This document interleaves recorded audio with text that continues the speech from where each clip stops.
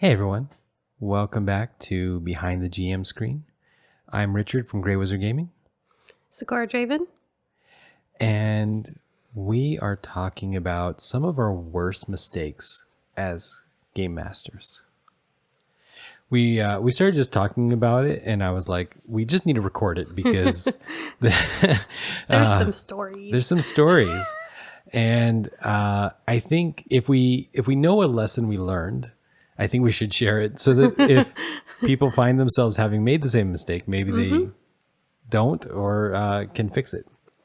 So you want to start us off? Okay.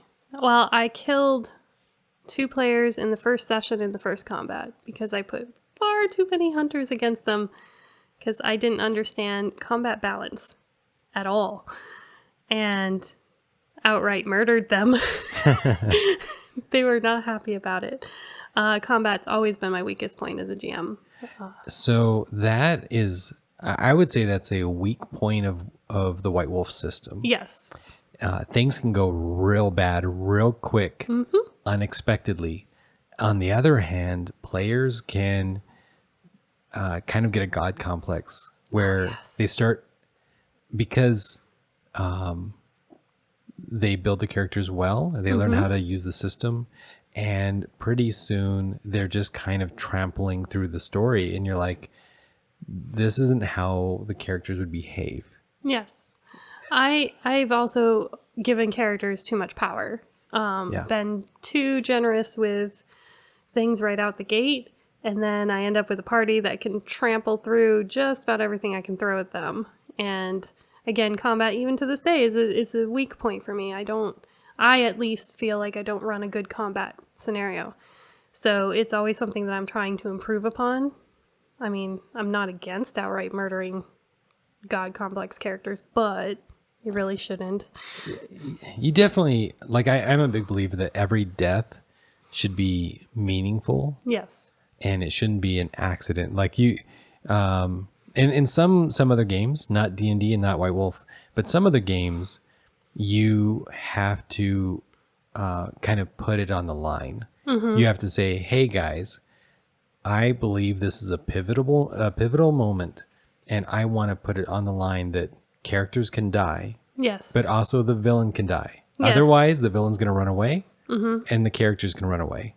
And and they actually formalize it. There's like, and these typically are rules light, mostly narrative kind of weird games, but they do have this effect where everybody chooses, and they're like, I'm sick of this guy. I want to kill him. Okay, so you're gonna really put it all on the line. I am. Yep. And yeah, it's fun. But White Wolf's not good at it. No, And the D&D's combat not good at it either. So. combat can go south real quick. And I've had my big badass monster, and they trampled him in the first 3 rounds, and I was like, ugh. But then I took little baby starving vampires, and I was able to bring the main character down to half health. Yeah. So yeah. One of my probably like biggest flaws as a game master is I am like, if I feel pressured, I will give an answer if I don't know it. And so I really try to say, hey guys, can we just take a break? Can we take a break so that I can, because the group sometimes goes off in some weird direction. And in this mistake, I gave the players a wish. Oh no. And I really wanted this kind of fun, corrupted wish story. And they, I don't even, they were like, I want to own and control a bronze dragon, a great worm bronze dragon. Of course. And I was like, okay. And they were like, okay, so what happens? And I'm like, wait. And they're like, so like, and they had worked it out. They had worked out a pretty big thing. And I was like, okay, great. Here's a bronze dragon made of bronze, a statue, just a statue. And there was nothing in their wish that defined that it was a living, breathing bronze dragon. So did you have a mutiny? No, they were very happy. Okay. They calculated the value of this much bronze, and they started carving it up and carting it out, and they were like, "We're the richest characters ever." Oh. And it really did, and it was not it like, if I was not a 16-year-old game master at the time, I could have thought of many different ways to make it so that they're not so happy about endless amounts of bronze. But at the time, they just magically spent it all, and then took all this immense amounts of wealth and bought kingdoms, and that was it. And it was like, and that doesn't even make any sense either, because even if you had enough money to buy a country, Yeah. it's not for sale. As our president recently learned, you can't just choose to buy Greenland. It's just not an option. You don't have enough money to buy a country. So, Giving yeah. the players too much money. I've also made that mistake early on in a Dragon Age campaign. They did a mage tower, and I ended up letting them loot way too much gold because, again, I didn't understand the monetary, Yeah. value of the money in the system. And then they were able to buy all the weapons that they wanted, all the armor they wanted. It's like, oh. So in a video game, specifically like Dragon Age, if you play the game well and you find all the secret treasure, or you just kind of grind through missions, you can have an immense amount of gold in the game, but it doesn't unbalance the game because the shops only have so much stuff to buy. Yes. But as game masters, it's very hard for us to like new game masters. It's very hard to imagine that there's a limit to the amount of imaginary stuff Yes. that is available for sale. Yes. You could literally be the billionaires of Dragon Age, and once you buy that one decently powerful magic staff, that might be it. They might have to wait 6 months. Yep. It just might not be anything else. So there's ways to handle this, right? But at the time, they're time. like, oh, well, if I have somebody come steal the gold, they're going to think that that's like the GM really putting down the hammer. So yeah, I'm not against having gently encouraged them to upset the wrong thieves guild. Yeah, I think that is I do not want to handle the wealth problem No. by them waking up and it's like, oh, you were robbed in the night. Yeah. But instead, if I feel like it's legitimate if I start having them make perception checks and they realize they're being cased, they're being watched. Yes. Not by one thieves guild, by many thieves guilds. Oh, increase that player paranoia. Yeah. I love it. I love And it. you can spend whole adventures where you're like, okay, so for the last 5 game sessions, all we've done is fight off hordes of different, like, ever more powerful thieves who are determined to get the wealth, because that magic thing that they want to buy isn't going to be in stock for a year. Right. So now they're like, well, I really want that artifact, but I have to hold on to wealth long enough to pay for it. They're like, can we just give them, like, well, if that person gets robbed, they may never give you the artifact. Well, no, then I want to keep on, like, and that's a whole Yes. adventure. That's fun. You can turn your mistakes into fun things. Yeah, definitely. Or sometimes you get stuck with overpowered players and not able to throw like as much at them. Yeah, that's so one of my big mistakes, and this was actually as a player, not as a game master, and I'm very, very rarely a player. Yeah. But this person had this campaign that they had spent 10 years and never had a group with.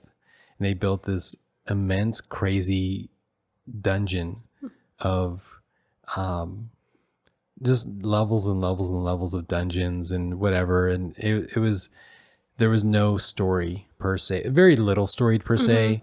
And he was so proud of it. And he had all these traps and he had all these dreams. And he was like, I specifically made it so that you could play any type of character and it's going to be a challenge. And it was like a battle of will between between him as a dungeon master that he had like imagined being this dungeon master, not trying to like accomplish something with the players. And I took it as a challenge rather than saying, hey, how can we have fun? Yeah. No, it became this like board game of D&D. And I was like, I can make anything. And he was like, yeah, like my game's a challenge to anybody. And I was like, no matter what the rules. He's like, any rules.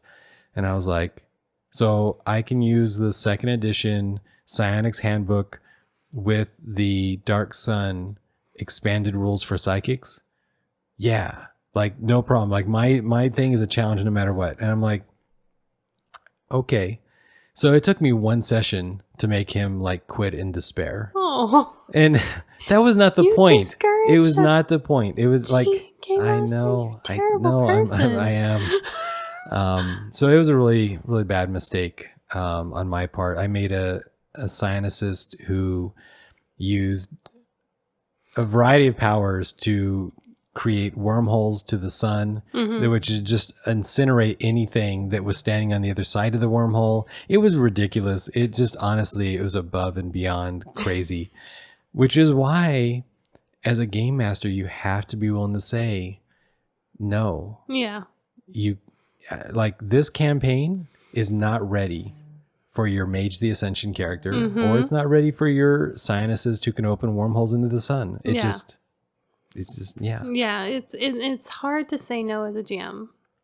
Yeah. I think that it's hard because you want, again, I'm coming from a place of I want my players to have fun. Yeah. So I want to give them whatever they want and then create the challenge after the fact. And that has bit me in the ass a few times.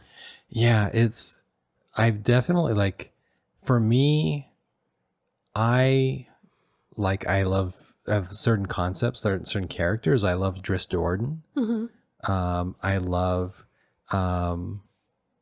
Dresden. Maybe I like characters named with D. But like I like these strong franchise books where there's like 10 books about the same person who's gone through these things. And so as a game master, when somebody comes to me and they say, my dream is to be this character. Yes. I want to be Wolverine. Yeah. Or whatever. Then I want to make that happen for them. I do. Because I'm still waiting for that. Like I want to play in the Dresden Files universe. And I never have. So I just feel like, okay, well, I've never gotten what I want. Yeah. So can I give somebody else what they want? I believe Fate Core did a Dresden. I have the book upstairs and I stare at it longingly. But you need a whole group of game masters. Yeah, Fate Core, I agree with that. Fate Core is a system that you need game masters at the table. Yeah. And I would totally be up for it. But we'd all have to be like, not only that, but I feel like you kind of have to do the same kind of game masters. Yes. Or you're going to have a real battle of wills that's not going to go well. Yeah. Yeah. Which would be its own kind of game master mistake. But yeah, like when I think, okay, I want them to be able to be who they want to be for Shadowrun. Shadowrun has vampire rules. And they are, I think, generally overpowered for their limited downsides. Because in the modern world, having a severe allergy to the sun isn't a big deal when you can wear the equivalent of body armor that protects you from the sun. And most of the shadow running is at night. Yeah. So I did have a player play a vampire, and it's not ultimately it's just overpowered, and that's not necessarily a problem if the whole group's vampires. Yeah. It's only a problem when one person is making everybody else feel redundant. And it's just like, well, can we just like retire? Because this guy can do everything. Yeah. Yeah. And that's the unfortunate thing about that, and we're eventually gonna have a like how to handle these kind of players. Yes. But to me, the biggest challenge there that I made a mistake in allowing one person to be a vampire is that even powering up the other characters will not satisfy that player. Yes. Because their goal is to ultimately be more overpowered than the rest of the group. So now I've actually made them not as happy. Yep. That's a player archetype that as a GM we always have to deal with at least once or twice. And they're not bad people for wanting No. this. It's just that's what they want out of the game. That's their fun factor. Yeah. And Balancing all the different players' fun factor can run into GM problems. Yeah, definitely. Mistakes can be made. Also, forgetting what you've said as a GM during a prominent conversation. Oh. And the player's like, no. I have players that take one particular player right now. She takes exceptionally good notes and she sees details. And they'll run back to a conversation 6 sessions ago. Like, no, you said it this way. Okay, yep, I did. And then like the whole concept that I had going with it that day is now out the window and I have to figure out what I actually meant to do to begin with that I've forgotten about. So take good notes as a GM. I often appoint roles to players so that number one, so that they are rewarded for doing what they want to do anyways. So I'll make somebody the historian, and then I'll just like text them and I'll say, "Hey, can you remind me what happened?" And they feel good. Oh, that is a good way of dealing with that. And that's I typically run a game the way that I run a company. So delegate duties. Yeah, I delegate, and I want specialists, not generalists. So I don't want everybody to be a game master. I want to be the person kind of responsible for collaborating, getting everyone to have the most fun. Yes. But there definitely become scenarios where I said something and I was wrong later on. And then I think now I'm better at saying somebody lied. Because in the reality, like people lie, especially people in power. Yeah. So when somebody says, "Oh, I would give you something if you did this," it's very easy for somebody to say, "Well, 3 weeks ago, your character said this. So now you're wrong," which is very different. So you twist it to the character was being deceptive. Yeah. Okay, that's one way of dealing with it. It's obviously if your character maybe went to a magic cave on an island, and then you misremember and you put that like there's no magic cave there, or there's a magic cave on a different island, or some sort of other fact. It's very hard if you make a mistake on a fact. And I've definitely made mistakes on facts. And that's where I wish I'd taken better notes. And I don't think there's any way to solve that other than just saying, "Hey guys, I'm sorry." Unless you're recording your episodes so you can record back to what you said. Man. Yeah. Figuring out how to confront. Have you ever done that? I've wanted to sometimes. Oh, I've wanted to. Just because we've had pretty epic moments in our sessions, and it is difficult as a GM to remember every detail. So being able to be confronted with that and handling it with grace is definitely a GM exercise.